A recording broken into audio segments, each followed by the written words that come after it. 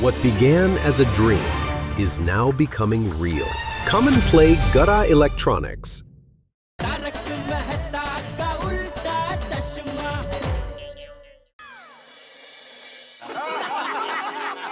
अच्छा एक और कमाल का है। भाई मियाँ ने बीवी से कहा कि हर खुशी तेरी तरफ मोड़ दूं, तेरे लिए चांद तारे भी तोड़ दूं। हर खुशी तेरी तरफ मोड़ दूं, तेरे लिए चांद तारे भी तोड़ दूं, और हर सुख का दरवाजा तेरे लिए खोल दूं। तू कहे तो दो चार झूठ और बोल दूं। अच्छा एक यूं है, बस अभी बहुत हो गया। अरे हद के मेरा पेट दुखने लगा। सही बात। अरे तो चिंता की क्या बात है, डॉक्टर साहब है ना। अरे नहीं, इसमें डॉक्टर साहब को तकलीफ देने की क्या जरूरत है। अपने अब्दुल का सोडा है ना, पीते ही पेट का सारा दर्द गायब। चलो मैं सबके लिए सोडा बनाता हूँ। यस। और रुको एक मिनट रुको, अपने पप्पू को भी आ जाने दो। पप्पू आ जाएगा फिर पियेंगे अब्दुल का खास सोडा। अरे हाँ भाई, उसके आने से पहले अगर हमने सोडा पी तो कैंसल करके वो हम सबका सोडा पी नहीं कैंसिल कर देगा। थाम जरा थाम। लेकिन पोपटलाल को आज इतनी देर कैसे हो गई? भैया यही तो समझ के बाहर की बात है। हम सबके घर में तो बीवियां हैं, उसके घर में तो कोई बीवी भी नहीं है, फिर देर कैसे हो सकती है? मतलब? अरे भाई हम जब घर से निकलते हैं तो बीवियां नहीं कहती तुरक के अरे सोडा शॉप पे अपने दोस्तों से मिलने का टाइम है, लेकिन हमारे पास बैठने का एक सेकंड भी नहीं है आपके पास। अब उससे ये सब पूछने वाला कौन है? कोई तो नहीं। फिर कैसे देर हो सकती है? ओ यारो, और दिन में एक बार दोस्तों को ना मिले ना तो दिन बड़ा खाली खाली सा लगता है। और ये बात अपनी बीवियों को कैसे समझाएं? नहीं सॉरी ऐसा मत बोल। हम सब लोगों की वाइफ बहुत समझदार है, वो सब समझती है। हाँ भाई, अब तो यार भाई आप ऐसा ही बोलोगे ना। अरे भाई कोई पोपटलाल को फोन तो करे, कहाँ रह गया? मैं लगाता हूँ फोन। पप्पू। अरे मेरा फोन बिजी आ रहा है। घर के नंबर पे फोन करता हूँ। हाँ कर। अरे आप बिल्कुल चिंता मत कीजिए, मुझसे मिलके उनकी दुनिया हिल जाएगी। नहीं मैं भी यही सोच रहा था, मैं जाकर ही आता हूँ। एक मिनट सर, एक मिनट। हेलो। अरे पप्पू कितने हैं तू? और जल्दी आ जा, सारे यार तेरा इंतजार कर रहे हैं अब्दुल की सोडा शॉप पे। अरे भाई एक इम्पोर्टेंट कॉल पे हूँ, बाद में बात करता हूँ। नहीं आपको नहीं। एक मिनट। वो की बोल रहा है पप्पू तू? वो आया था 10 सोडा शॉप पे क्यों नहीं आया भाई? अरे भाई आकर सब बताता हूँ, अभी फोन रखना। नहीं आपको नहीं। आप बोलिए। अरे माल है। और पप्पू तो बहुत बिजी है, किसी और से बात कर रहा है भाई। नक्की किसी लड़की से बात कर रहा होगा। हाँ जेठा बड़ा पक्का, क्योंकि लड़की से बात करते वक्त और कुछ आदमी कर ही नहीं सकता। हाँ। अच्छा मतलब मैं दादा आपको इस बात का बहुत एक्सपीरियंस लगता है? हाँ क्यों नहीं है भाई, एक्सपीरियंस है। जब अंजलि फोन करती है ना तो सब काम छोड़ के उससे बात करनी पड़ती है, क्योंकि एक सेकंड के लिए ध्यान इधर उधर हुआ नहीं कि दूसरे दिन झगड़ा पक्का है। मैं बात कर रही थी तो आपका ध्यान कहाँ था? लेकिन मेहता साहब, अगर पोपटलाल की लाइफ में ऐसी कोई लड़की होती तो वो शादी के लिए बौखला हुआ थोड़ी होता। अरे इसीलिए हमसे बात नहीं कर रहा भाई, कोई लड़की आ गई होगी जिंदगी में। भाई ये सस्पेंस तो पोपटलाल आएगा तभी खुलेगा। पोपटलाल आ गया। अरे भाई कैसे हो? अरे भाई याद किया, शायद पोपटलाल का नाम लिया और पोपटलाल हाजिर। आओ पोपटलाल, तुम्हारा इंतजार हो रहा है भाई। कौन भाई, किसकी बात कर रहे हैं आप लोग? ओ देखो तो भोले को। हाँ बोलो जिससे तुम खास फोन पे कर रहे थे बातें तो। और उसके साथ में बात करते करते थोड़ा यहाँ पर अपने फ्रेंड्स को भी भूल गए। ओ अच्छा। मैं बता दूं मैं किससे बात कर रहा था? हाँ जरूर बताओ। पक्का बता दूं? अरे बोलो भाई। अरे भाई एडिटर साहब से। तो एडिटर साहब से ऐसी क्या खास बातें हो रही थी कि तुम यहाँ सोडा शॉप पे आना भूल गए भाई? भाई बताता हूँ। दरअसल क्या है, बहुत जरूरी बात है, लेकिन उसके पहले अब्दुल आज सबको मेरी तरफ से सोडा पिलाओ। मैं तो सब जरा मुझे चिमटी काटी है, तो मैं कोई सपना तो नहीं देख रहा हूँ। अरे नहीं भाई, ये कोई सपना नहीं है, हकीकत है। दरअसल आज मैं बहुत खुश हूँ। वेरी गुड पोपटलाल, इंसान को खुश रहना ही चाहिए। अब भाई अपनी खुशी की बात हमें भी बता दो ताकि हम भी तुम्हारी खुशी में शामिल हो सके। हाँ। धर्म और मंदिरों की नगरी उज्जैन में पवित्र शिप्रा नदी के किनारे 12 साल के अंतराल के बाद सिंहस्थ महाकुंभ हो रहा है। हाँ भाई, इस जानकारी के लिए बहुत बहुत शुक्रिया। हम सबको पता है कि उज्जैन में महाकुंभ हो रहा है, लेकिन इसका हमसे क्या संबंध है? दरअसल बात यह है मेहता साहब कि इस साल सिंहस्थ महाकुंभ के महापर्व पर मुझे आर्टिकल लिखना है। तो मैंने सोचा कि उज्जैन जाकर ही आर्टिकल लिखता हूँ। आर्टिकल भी हो जाएगा और महाकुंभ में स्नान भी हो जाएगा, और अगर ईश्वर की कृपा रही तो किसी सिद्ध योगी महात्मा के आशीर्वाद भी मिल जाएंगे। वाह वाह वाह, क्या बात है। इसे कहते हैं एक धाम और 3 काम। पोपटलाल जो है नाम। अरे भाई, कुंभ मेले में पवित्र नदी में डुबकी लगाने से पुण्य तो मिलेगा ही, और कोई साधु संत का आशीर्वाद मिल गया तो तुम्हारी नैया पार हो जाएगी। पोपटलाल, हो सकता है किसी साधु महात्मा का आशीर्वाद मिल जाए तो तुम्हारी शादी हो जाए। बिल्कुल बिल्कुल बेटा। हाँ भाई, अभी तो ये एक ही रास्ता बचा है। मतलब ये कुंभ मेले में अगर तुम डुबकी लगाओगे तो तुम्हारे सारे पाप धुल जाएंगे ना। कैसा पाप? मैंने आज तक जीवन में कोई पाप नहीं किया है। अरे क्या कोई पाप नहीं किया है? आज तक तुमने न जाने कितने लोगों की दुनिया हिलाई है, कितने लोगों की कितनी बातें कैंसिल की है, तो वो सबका पाप तो लगता ही है ना। जेठालाल, अरे भाई, मजाक कर रहा हूँ। बाकी हम सबकी तो यही प्रार्थना है कि भाई तुम कुंभ मेले में जाओ और वहाँ ढेर सारा पुण्य कमाओ और ऐसे आशीर्वाद लेके आओ कि तुम्हारी सारी इच्छाएं पूरी हो जाए। सही बात है। भाई मैं तो कहता हूँ आप सब भी मेरे साथ चलिए। लेकिन पोपटलाल, हम सबकी शादियां तो हो चुकी है ना। मेरा मतलब है तुम कैसे अकेले हो ना, मतलब झटक से प्लान किया और फटक से निकल गए। हमारी फैमिली है तो काफी सारी जिम्मेदारियां होती है ना, मैं इसलिए बोला। सही बात है बड़े मास्टर। और वैसे भी मैं तो डॉक्टर हूँ, पेशेंट और क्लिनिक छोड़ के अचानक नहीं जा सकता।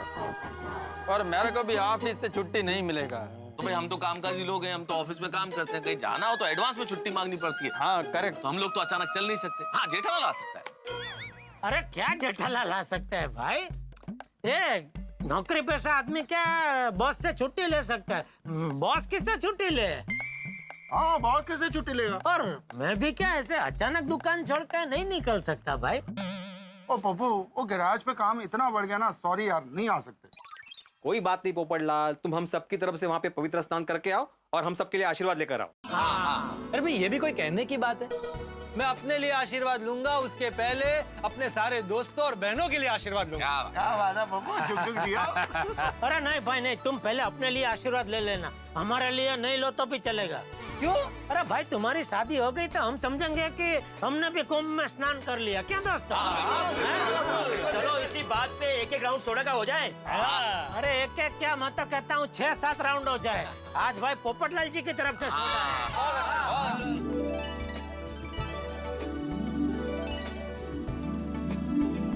मस्त है। हाँ।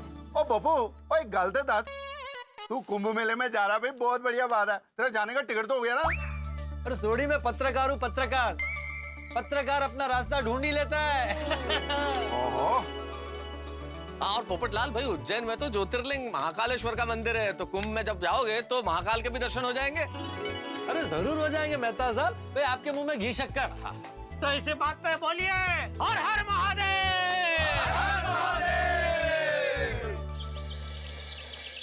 एडिटर साहब, आप चिंता मत कीजिए, फ्लाइट मिस नहीं होगी। मैं टाइम पर कुंभ के मेले में पहुंच जाऊंगा। Okay bye. ओहो, ये घर के कामों के चक्कर में हमेशा लेट हो जाता है।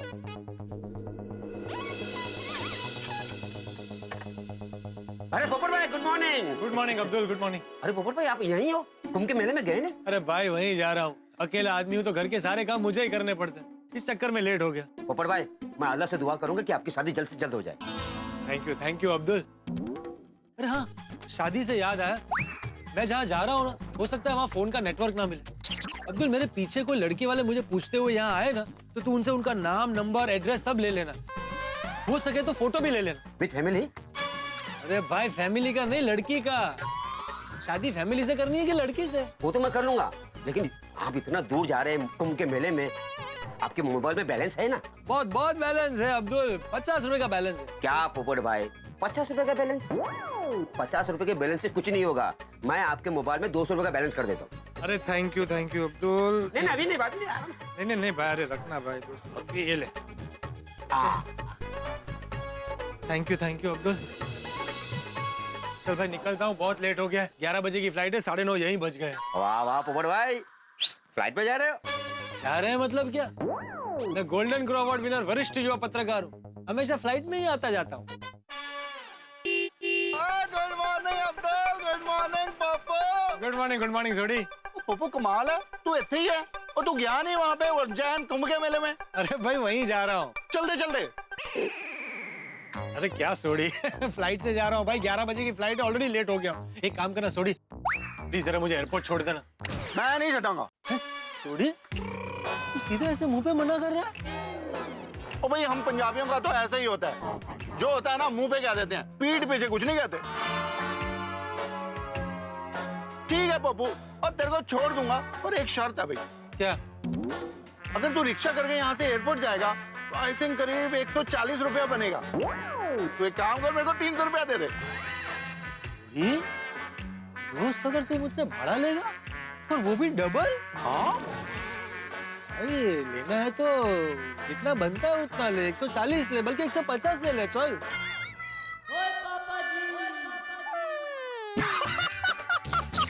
अब्दुल पप्पू का मुंह दे। और कमाल है पप्पू, और दोस्त हो गए, तू दोस्त का मजाक नहीं समझा? आजा आजा, तेरी खुद की गड्डी है यार, और तू कहे तो अभी के अभी तेरे को हवाई जहाज की स्पीड से उज्जैन कुंभ के मेले में छोड़ के आता हूँ। नहीं भाई, तू सिर्फ मुझे एयरपोर्ट छोड़, बाकी मैं वहां से चला जाऊँ। आजा यहाँ इतना लेट हो रहा है, तू मजाक कर रहा है भाई। एक मिनट चल आ जा। पोपट भाई, happy journey. Thank you. Tarak, ये क्या है? आप अभी तक यहाँ बैठे हैं, तैयार होके ऑफिस नहीं जाना? अभी हो जाऊंगा तैयार अंजलि, चला जाऊंगा ऑफिस। अभी मुझे कुंभ की तस्वीरें देखने दो, जरा खो गया हूँ मैंने। लाखों लोग आए इस बार कुंभ में, और देखो कितने, देखो शाही स्नान की तस्वीर है, साधु सन्यासी संतों की तस्वीर है, और अलग अलग अखाड़ों की तस्वीरें। कमाल है। हाँ, हमारा कुंभ भी एकदम। अरे तारक, तस्वीरें तो आएगी ना। कुंभ मेले की जो बात है, कहा जाता है कि समुद्र मंथन के वक्त सभी चीजों के साथ अमृत कुंभ में निकला। उस अमृत कुंभ को विष्णु भगवान लेकर जा रहे थे, और 4 जगह पर उस कुंभ में से अमृत गिरा, और धरती पे जिस 4 जगह पे कुंभ से अमृत गिरा था, वहाँ पे महाकुंभ महोत्सव मनाया जाता है। इलाहाबाद, हरिद्वार, नासिक और उज्जैन। तुम तो ऐसे बोल रही हो अंजलि जैसे मैं कुंभ के बारे में जानता ही नहीं। अरे भाई, कुंभ की महत्ता को कौन नहीं जानता? कितने लोग आते हैं, और जब शाही स्नान होता है ना कुंभ में, तब तो लाखों लोग आते हैं, 20-20, 25-25 लाख लोग।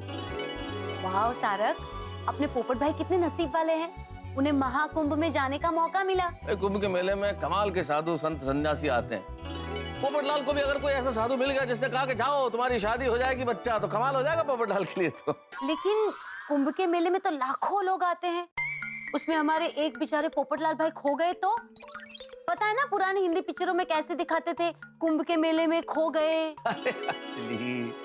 तुम भी कैसी बातें कर रही हो? वो पुराने जमाने की बातें, जब टेक्नोलॉजी इतनी डेवलप नहीं थी। अब तो क्या व्यवस्थाएं हैं, अब तो सीसीटीवी कैमरास हैं, मोबाइल फोन्स हैं, जीपीएस हैं, अनाउंसमेंट सिस्टम्स हैं, और कोई इस तरह से खो ही नहीं सकता। इतनी शानदार व्यवस्थाएं होती है अब कुंभ के मेले में। हाँ, ये बात तो है, टेक्नोलॉजी बहुत आगे बढ़ गई है।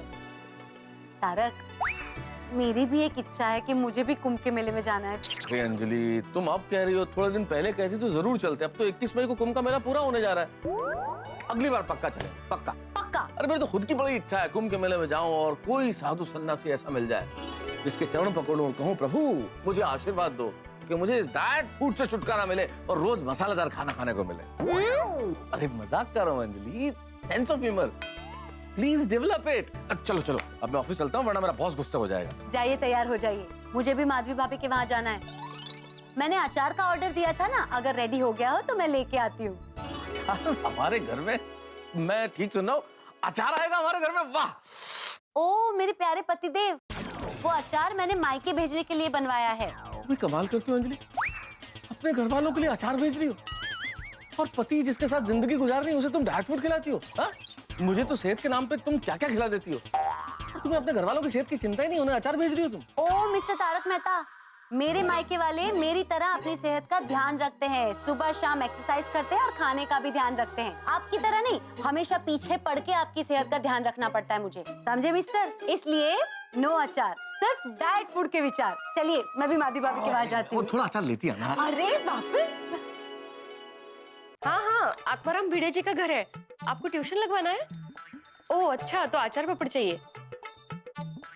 अरे नहीं नहीं, मैं आम का बिजनेस नहीं करती हूँ, मैं सिर्फ अचार पापड़ का ही बिजनेस करती हूँ। अच्छा नहीं नहीं कोई बात नहीं, हाँ थैंक यू। मालती भाभी अंदर आओ क्या? अंजलि भाभी आइए आइए, बैठिए। क्या लेंगे, चाय नाश्ता? अरे बाबा कुछ नहीं, आप भी बैठिए, मुझे कुछ नहीं चाहिए, thank you so much. Actually वो मैं मेरा अचार लेने आई। अरे ये देखो, आपका ही इंतजार कर रहा था। Thank you so much for my MBA। MBA? Madhavi भाभी का अचार MBA। काय गो भाई अंजलि भाभी। ये लीजिए आपके अचार के पैसे। अरे थैंक यू। क्या बात है, भिड़े भाई घर पे नहीं है? हाँ वो पूना गए हैं, उनके विद्यार्थी की स्कॉलरशिप की एग्जाम है ना, तो पढ़ाई कराने। भिड़े भाई पूना पढ़ाने के लिए गए हैं? हाँ। मानना पड़ेगा, अपने विद्यार्थियों का बड़ा ख्याल रखते हैं भिड़े भाई। पूछो मत अंजलि भाभी, बच्चों को सिखाते वक्त ये खाना पीना सब कुछ भूल जाते हैं। एक ही बात कहते हैं, शिक्षक माली की तरह होता है। शिक्षक अगर बच्चों का फूलों की तरह ध्यान रखे तभी समाज में खुशबू फैलेगी। 16 आने सच बात कही है भिड़े भाई ने। वैसे भी माँ बाप के बाद बच्चों पर सबसे ज्यादा प्रभाव शिक्षक का पड़ता है। वो कहते हैं ना, जिसको अच्छा गुरु मिला उसका जीवन सफल हुआ। खरे अगदी खरे। एक मिनट। हेलो, देखिए भाई साहब, आम की पेटी हम लोग नहीं बेचते, हम लोग सिर्फ अचार पापड़ ही बेचते हैं। हाँ थैंक यू। डाल गई हूँ फोन से। क्या हुआ? देखो ना अंजलि भाभी, मैं सिर्फ अचार पापड़ का बिजनेस करती हूँ, लेकिन लोगों को लगता है मैं आम का भी बिजनेस करती हूँ। हर साल गर्मी के सीजन में सैकड़ों फोन आते हैं, थक जाती हूँ मना करते करते। अरे तो आप मना क्यों करते हैं? आपको आम का बिजनेस करना चाहिए। अगर इतने सारे फोन आपको सामने से आते हैं तो आपको तो उसका फायदा उठाना चाहिए। बल्कि मैं तो कहती हूँ, अगर आप आम का बिजनेस शुरू करेंगे ना, तो हम सब भी आप ही को आम का ऑर्डर देंगे। हाँ वो तो है, सोचूंगी मैं इसके बारे में। इस बात पे जरूर सोचिएगा। तो मैं चलती हूँ, ठीक है? हाँ हाँ, मैं भी अभी फ्रूट मार्केट जा रही हूँ, इनको आमरस बहुत पसंद है। पूना से आएंगे ना तो आमरस पूरी खिलाऊंगी। माधवी भाभी, अगर आम सस्ते और अच्छे मिल रहे तो मेरे लिए भी लेके आइएगा ना। तारक को भी आमरस तो बहुत पसंद है। ऑफिस से आएंगे तो मैं भी उनको मसाला पूरी और आमरस खिलाऊंगी। पक्का पक्का लेके आऊंगी। ठीक है। हाँ हाँ, बाय बाय। हेलो, देखिए बहन जी, हम लोग इस साल आम का बिजनेस नहीं करने वाले हैं। आपको कच्ची कैरी का अचार चाहिए तो वो बोलिए। हाँ हाँ, जब आम का बिजनेस शुरू करेंगे ना, सबसे पहले आपको ही बोलेंगे बस। हाँ सबसे पहले। हाँ हाँ हाँ थैंक यू। अरे कठिन है। आहा, मजा आ गया। क्या अचार है, मैंने जिंदगी में इससे ज्यादा स्वादिष्ट अचार कभी नहीं खाया। भाई माधवी भाभी के हाथों का बना हुआ अचार इससे ज्यादा स्वादिष्ट कुछ हो भी नहीं सकता। क्या बात है, क्या बात है, जादू है माधवी भाभी के हाथों में, कमाल का अचार बनाती है। वैसे एक बात बताऊं, माधवी भाभी फेमस है अचार और पापड़ के लिए, लेकिन आप जानते हैं कि कई बार लोग ऐसी चीजें कर देते हैं कि पूछे मत। फेमस है अचार और पापड़ के लिए, लोग उनसे पूछते हैं आम के बारे में, ठीक वैसे ही जैसे मेडिकल स्टोर्स पे जाकर लोग आइसक्रीम के बारे में पूछते हैं। अब माधवी भाभी क्या जवाब दे, जवाब देते थे थक गई है। आम के बारे में क्या जवाब दे, लेकिन मैं आपको एक हिंट देने जा रहा हूँ। ये आम जो है गोकुलधाम सोसाइटी में बड़ा धमाल करने वाला है। तो गर्मियों के सीजन में आम रस पेट को शांत करता है, मन को ठंडक देता है, ठीक वैसे ही आम की कहानी हम सबको शीतलता प्रदान करने वाली है, हंसी की, और हमारे दिलों को ठंडक पहुंचाने वाली है। तो अब इस गोकुलधाम सोसाइटी में एक पेटी खुलेगी हंसी और ठहाकों की, जिसमें से दर्जन भर खुशियां निकलेंगी आपके लिए। देखते रहिए तारक मेहता का उल्टा चश्मा, देखते रहिए, हंसते रहिए।